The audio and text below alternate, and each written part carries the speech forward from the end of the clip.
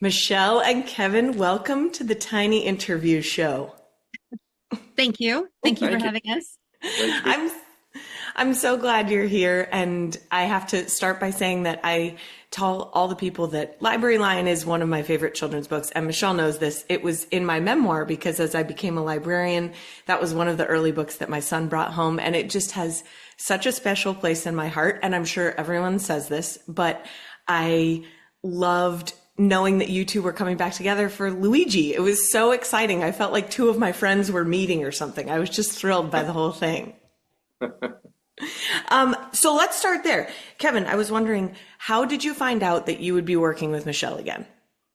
Well, I had an inkling of it when we had a conversation. We were doing a blog interview, and Michelle mentioned that she was working on another manuscript, and I happened to ask her, "Well, do you have an illustrator yet?" And she said no. And then my ears were just perked up, and my antenna was out. And so then a few weeks later, Candlewick sent me the manuscript, and so I was thrilled to be working with Michelle again, and it was about a spider.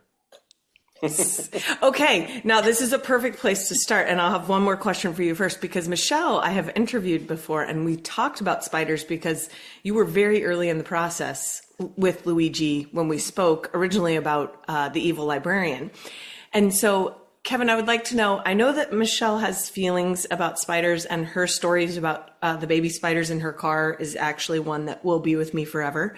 But what are your feelings about spiders?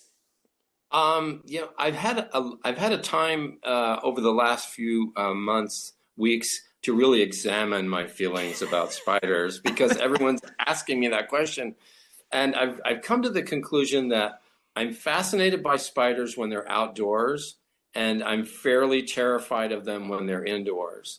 So I think it's the idea that a spider is going to suddenly invade my space or be crawling on me that really like gets me creeped out. But if I'm outdoors, I love looking at them and observing them and seeing how they act, and I think that's really cool. So I sort of have this mixed reaction to spiders. That makes complete sense to me. I feel the same way, right? Where it's like, oh, I'm sorry, friend, you can't come in here. Yeah. You're not invited. Michelle, and are you continuing your spider journey, as it were? I am. I am. I'm trying. I've been collecting spider things. So I have like, oh, I should have gotten him down. I have this giant um spider that he hangs out with me. I've got this little cute one. And Oh, that's my uh, favorite. I'm trying to, yeah, Kevin has one of these too. That's Trying adorable. to like become more comfortable, but I don't know. A lifelong journey, right? Yeah. We had a huge, like, black spider, kind of like the brown one you showed. And I had to take it away from my children because they kept pranking each other with it. They would hide it somewhere. And I was like, this cruelty knows no bounds. We can't do this anymore. You guys are the worst. So I am with you. I feel like we can just leave them outside and marvel at them from afar. Very far. Yeah, you Yeah. guys stay over there in your place. Okay, so what's your favorite part, Michelle? Let's go to you. What's your favorite part of writing a picture book? Because a lot of my friends and followers follow me since after my memoir, so a lot of them don't read picture books now, or they're kind of out of that season. So what's still magical to you about writing them and sharing them? Well, the best part is when they start to work. I find picture books very difficult. I find them more difficult than novels, and I have so many pieces, like starts and pieces, and so that moment when it's like, oh wait, this one's gonna like actually be a whole thing, a whole story that like could maybe work. That's my favorite part. And then my second favorite part is when the illustrations come into the picture.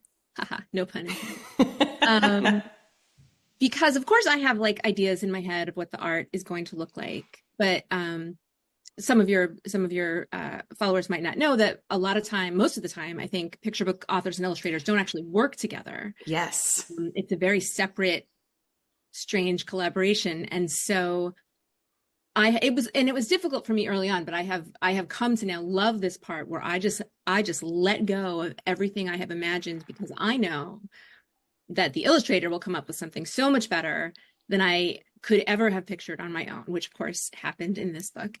And that's like a really wonderful part, like where, you know, like I've sort of put this thing out there and now someone else is picking it up and continuing it and making it more than it was. It's really fun. It's really amazing.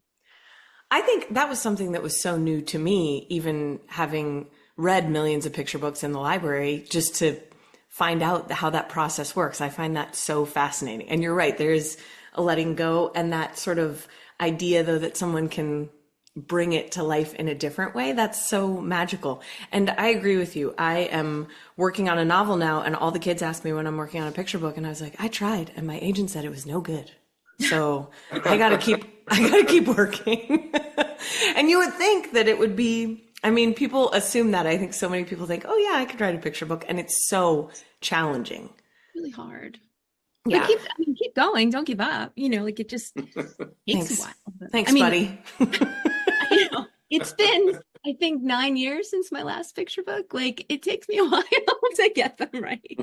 That's so encouraging, but it's so true because every word, every illustration matters. What did you think when you got Kevin's early sketches for Luigi? Oh, well, I was especially eager to see them because, you know, of course, I have imagined that Luigi will be a cute spider, but I couldn't really imagine what that would be. That's someone else's problem. Right. So I'm like, good luck. I couldn't imagine it either. And so the fact that he succeeded, like I knew he would, I hoped he would, but the fact that I myself was able to find Luigi visually appealing was very surprising to me. And then of course, the magical choice of I think I have it. Wait, got it out. The choice of having Luigi use his little legs to make. That was genius. Kevin, when I saw that, I was like, that is just that. And I noticed that. And also I love the decor of her house. You did a great job. It's right? so I want cute. Thank you. Look at his little appendages. He's just the little ears. I was like, I never would have thought of that. I was listening to one of your Candlewick interviews yesterday about how you kind of were thinking about what you could do. I mean, that was a stroke of genius.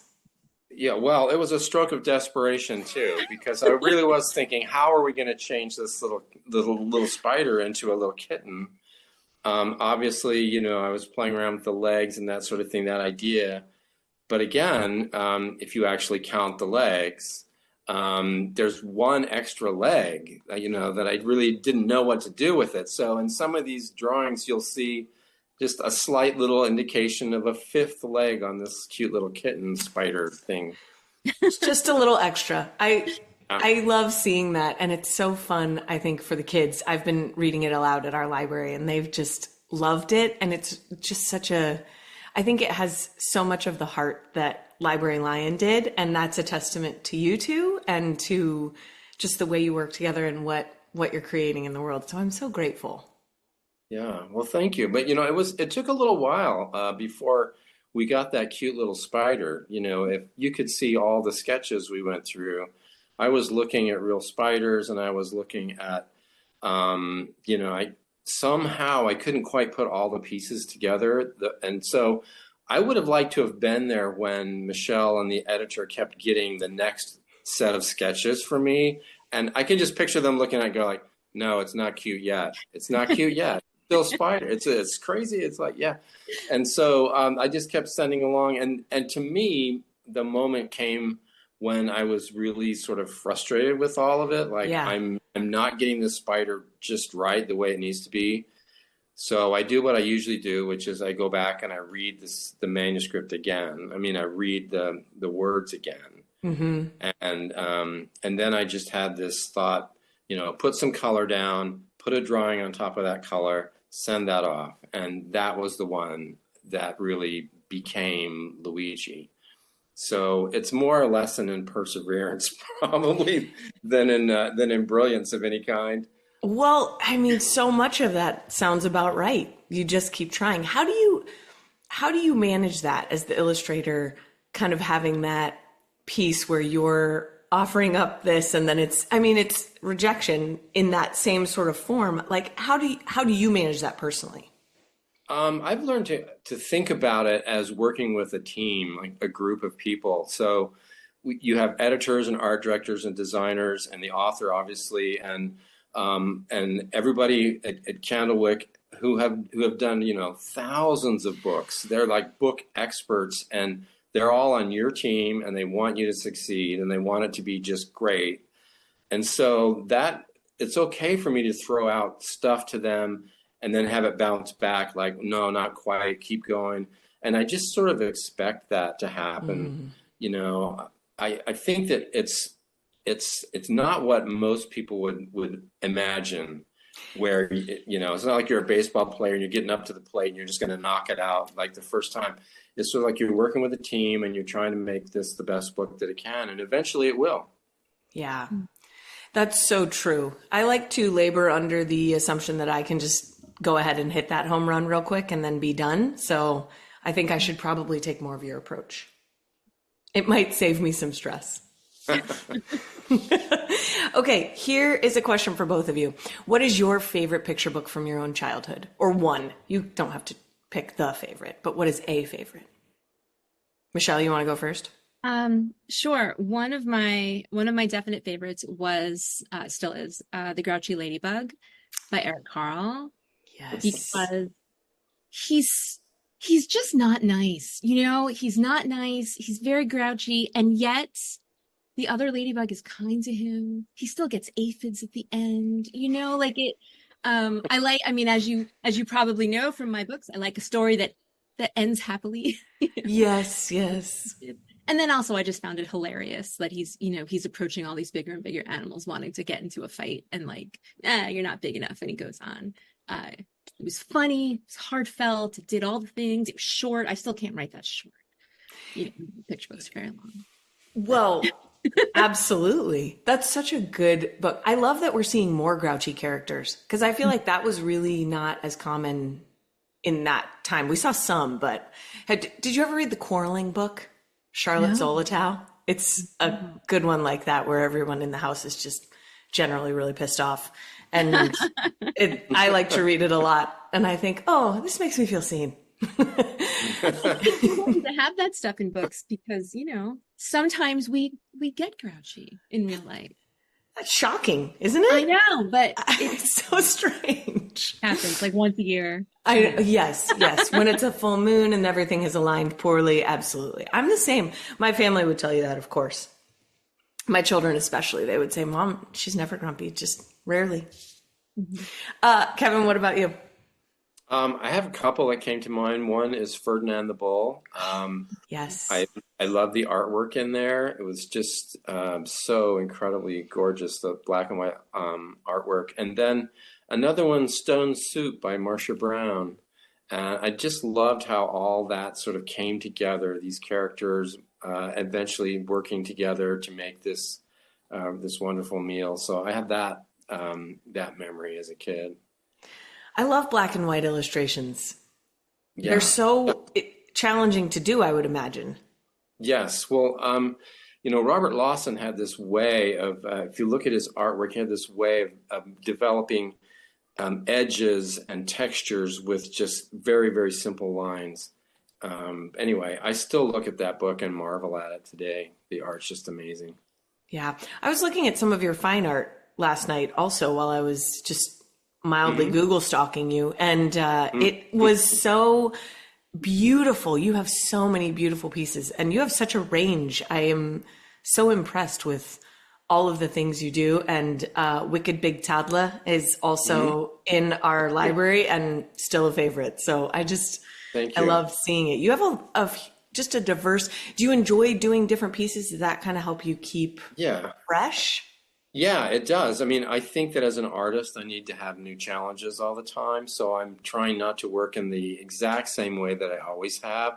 I've always felt like every book deserves its own style a little bit, because each story is a little different. Each character is a little different. So I try to change my technique or possibly the materials that I'm using with each book. And then, I have this whole other side of me that was sort of a classical painter wannabe when I was growing up. And so a lot of that is coming out now in my fine artwork. I have a little more time. I can do more, painting from nature and that sort of thing. Amazing. I love thinking of the seasons of life as an artist or a creator, because I'm such a, we can talk about my issues later. Don't worry. I'll write you a long email, Kevin, and you can address all of my issues point by point. No, it's good.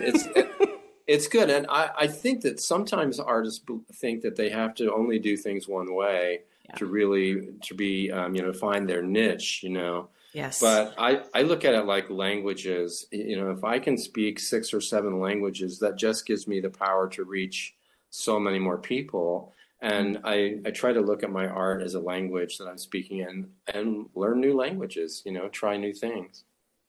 I love hearing that. Thank you. Okay, so final question. I'm a big Mr. Rogers fan, which also, Michelle, if you haven't seen the episode of Mr. Rogers and Eric Carle, did you ever see that one? No, I mean, maybe a million years ago. I will send it to you because it is a treasure and I still watch it with the kids. Oh, awesome. Thank you. And you get to see how he puts it together. I'm fascinated by that. So he talked many times about people who have loved us into being. And so you're both creators and artists in your own way. Who is a person, it could be someone from your past or currently, who loves you into being as an artist? Michelle, you want to go first? Sure. I'm making you.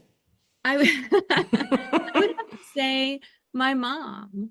I mean, both my parents always encouraged me, and they're both big readers, and they supported every creative, like there was, dancing school and horseback riding and musical theater, and they were like behind me all the way. But my mom still is my biggest fan. And nobody is prouder, that nobody is more excited, like when I have a new book. When I meet her friends, it's always, like, oh, we heard about, we heard a lot about your books, and she brought me up to believe I could do anything I wanted to do, which I didn't appreciate at the time was such a gift, because it's hard to be a creator, and you sort of need that deep belief, like I can do it. Like it's hard, but I can do anything I set my mind to, and my mom definitely put that in there. So I'm very grateful. If she's watching this, thank you, Mom. That's a huge gift. And that, somebody else's belief, sometimes we have to borrow it, I think, when we're struggling, because it's so challenging and such a long process. That makes sense. I love that. Good job, Mom. Kevin, what about you? Again, I have to say 2 people. My mom, who used to teach me piano lessons, or tried to when I was younger, but I was that grouchy ladybug, and I was so ornery that she finally stopped teaching me piano, but she gave me a painting set, sort of my consolation prize, and I loved it. I loved painting, and it sort of opened up a new world to me.